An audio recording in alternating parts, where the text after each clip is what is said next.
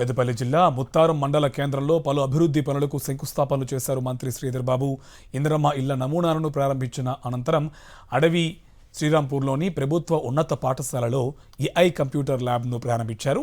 AI గురించి విద్యార్థులతో కలిసి మాట్లాడి పలు విషయాలను తెలుసుకున్నారు. ఏఐని ఉపయోగించుకుని ప్రపంచవ్యాప్తంగా ముందుకు పోతున్నారని తెలిపారు.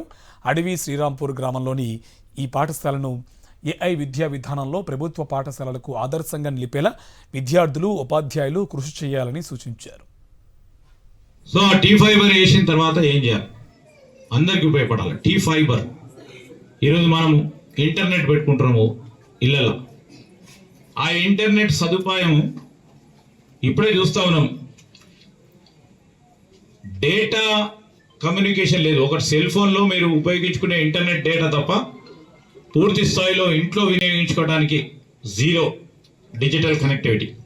దాన్ని ఈరోజు 10 to 15 TB అంటే పెద్ద ఎత్తున ఈరోజు ఇంటర్నెట్ ఉపయోగిస్తూ ఉన్నారు.